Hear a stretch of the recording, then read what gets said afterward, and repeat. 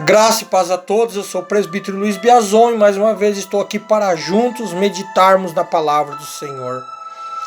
Hoje eu quero falar com você a respeito do compromisso de Deus com o homem. O Senhor sempre terá compromisso com aqueles que tiverem compromisso com Ele, com a sua obra. Então, não basta vivermos uma vida de forma relaxada na obra do Senhor, negligenciando a sua obra, achando que o que estamos fazendo é suficiente para agradar a Deus, quando na verdade não é. Nós precisamos entender que quando nós buscamos uma vida de santificação, de separação, uma vida diante da presença de Deus, uma vida diante do altar do Senhor, nós sempre alcançaremos o favor imerecido de Deus, a graça de Deus sobre a nossa vida, o compromisso dele conosco. Tem pessoas que interpretam a palavra do Senhor de forma errônea, são iguais os fariseus, até conhecem a palavra, mas interpretam segundo as suas necessidades e segundo o seu querer. Quer um exemplo disso? Segunda carta de Paulo a Timóteo, capítulo 2, versículo 13, onde a palavra do Senhor diz assim: se nós formos infiéis, o Senhor permanecerá fiel, porque Ele não pode negar-se a si mesmo. Tem gente que diz assim, e não são poucas as pessoas que dizem isso, são muitas. As pessoas sempre costumam dizer assim: se eu sou infiel, todavia o Senhor sempre será fiel. Se eu for infiel, Deus ele continua sendo fiel comigo. Não é bem assim. O apóstolo Paulo, escrevendo a sua epístola, a sua carta ao irmão Timóteo, ele está dizendo assim: Timóteo, que toda a humanidade, que os homens venham todos negligenciarem a Deus, serem fiéis a Deus. Deus ele sempre será fiel, porque ele não pode negar-se a si mesmo. Deus ele não pode fugir da sua essência, da sua natureza divina. Deus é poder, é graça, misericórdia. Deus é verdade, Deus é santidade. Deus ele não pode negligenciar a sua própria existência. Nós negligenciamos a Deus, mas Ele não. Quando a palavra do Senhor diz assim: se nós fomos infiéis, mas Ele permanece fiel. Imagina se nós somos infiéis hoje, o Senhor é fiel, amanhã somos infiéis, o Senhor é fiel, e nós nunca buscaremos uma vida de santificação, uma vida de separação, nós nunca buscaremos um conserto para a nossa vida, porque estamos levando uma vida errada e Deus nos abençoando. E isso foge da essência de Deus, porque a palavra do Senhor diz que o Senhor, nós só veremos a Deus através da nossa santidade. Ninguém poderá chegar ao Senhor sem santidade. Então, isso foge da essência de Deus. Ele sempre será fiel, ele é fiel, foi fiel no passado, é fiel no presente, será fiel por toda a eternidade. Mas ele só será fiel conosco se nós permanecemos fiéis com ele. Deus ele não pode ser fiel com aqueles que são infiéis com ele, porque aí Deus estará compactuando com o erro do homem. E Deus ele não compactua com o pecado. Então, nós precisamos interpretar de forma mais sábia a palavra do Senhor. Eu quero aqui meditar com você num texto, no primeiro livro dos Reis, no capítulo 17, que diz assim: e então Elias, o tisbita dos moradores de Gileade, disse a Acabe: vive o Senhor Deus de Israel, perante cuja face estou, que nestes anos nem orvalho nem chuva haverá, senão segundo a minha palavra.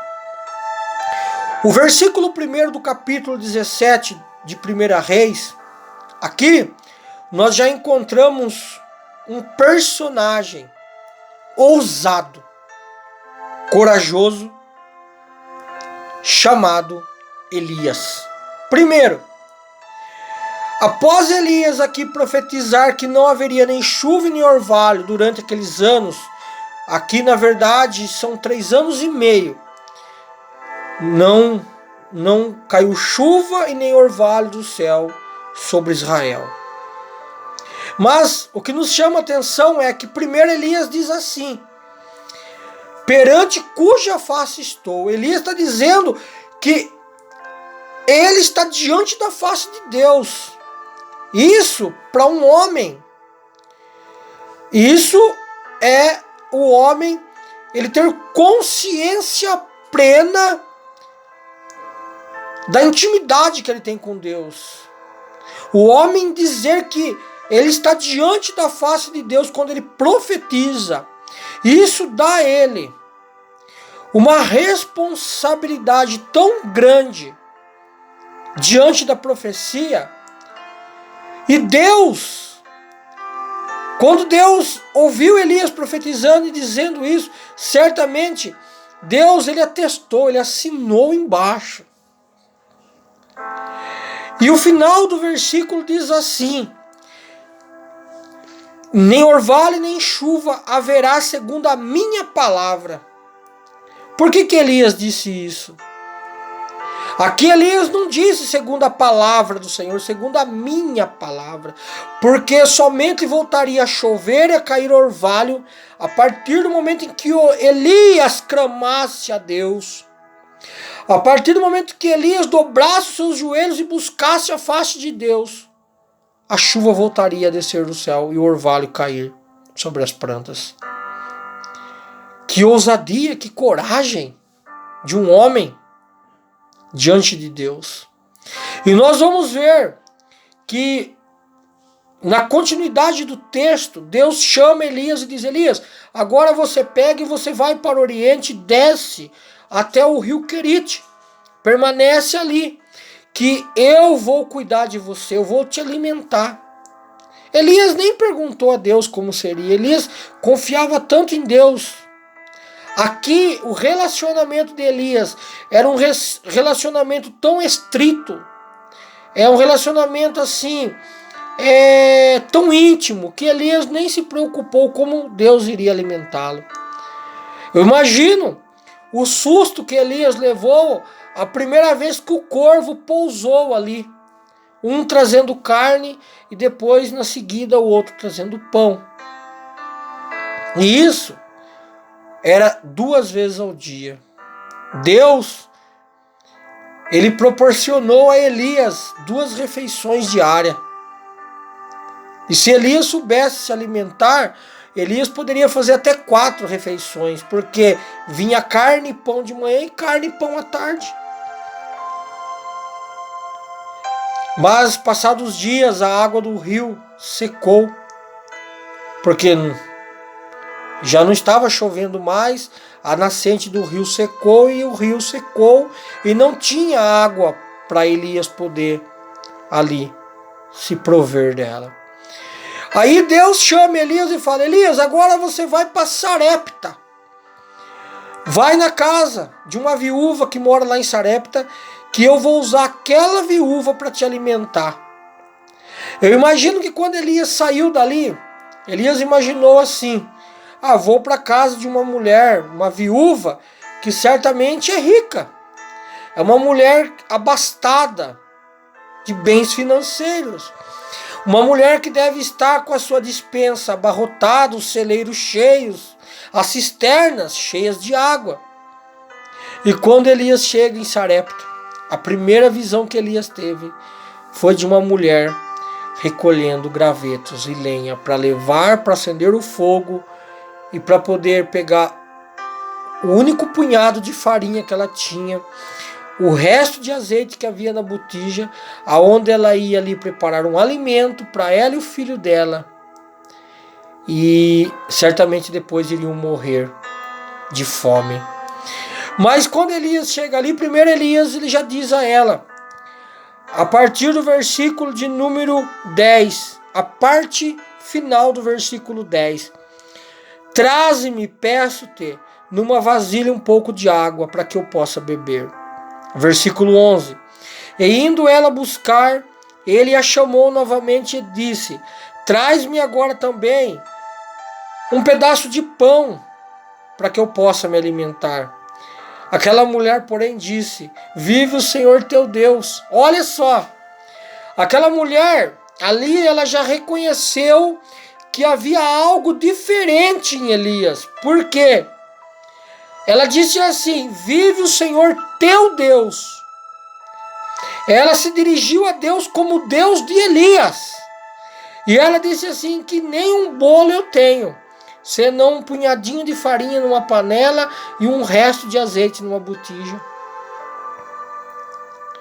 E então, quando aquela mulher disse a Elias,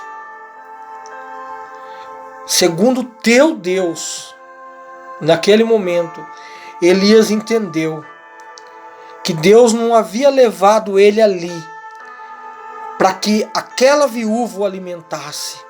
Pelo contrário, Deus havia levado Elias ali para, através da vida de Elias, Deus viesse alimentar aquela mulher. E certamente o profeta seria abençoado através daquilo que Deus iria fazer naquele lugar, naquela casa. E Elias, ousado, como sempre, Elias disse para ela assim, então, me faz um bolo. E aqui Elias, ele foi até, assim, humilde. Faz um bolinho pequeno e traz. E a mulher, ela fez como Elias havia pedido. E se nós formos dar sequência, dar continuidade ao texto, nós vamos ver que Elias, depois que a mulher não negou a Elias, o resto, a sobra, ou enfim, aquilo que ela tinha, Elias disse para aquela mulher, porque assim diz o Senhor, o Deus de Israel, versículo 14, a farinha da panela não se acabará, e o azeite da botija não faltará, até o dia em que o Senhor der chuva sobre a terra. Deus, Ele sempre terá compromisso comigo e com você. Enquanto nós estivermos sendo fiéis com Ele, com a sua obra, enquanto nós estivermos fazendo a sua vontade, enquanto nós tivermos compromisso com o Senhor, Ele sempre terá compromisso comigo e com você. Venha estreitar a tua intimidade com o Senhor. Venha estreitar o teu compromisso com Ele. Você vai ver o que o Senhor vai fazer na tua vida. Você vai ver o que o Senhor Ele tem preparado para vós. Deus, Ele tinha tanto prazer na pessoa de Elias, que Deus, Ele estava sempre ligado, era uma conexão com Elias. Tanto que Elias, ele não provou a morte. Deus, ele tinha tanto prazer na forma como Elias o servia, que após Elias ter encontrado o seu sucessor, Eliseu, após Elias ter preparado Eliseu para continuar a obra do Senhor, Deus mandou uma carruagem celestial, uma carruagem de fogo, buscar Elias. E Elias não provou a morte e teve o prazer de ir para a eternidade com o Pai. Quer ver o sobrenatural de Deus acontecer na tua vida? Quer ver coisas extraordinárias e grandes, coisas que aos olhos humanos parecem impossíveis? Quer ver Deus operar e fazer isso na tua vida? Então, tenha compromisso com Ele, porque certamente Ele terá prazer em ter compromisso com você. Graça e paz a todos, Deus os abençoe, a paz do Senhor.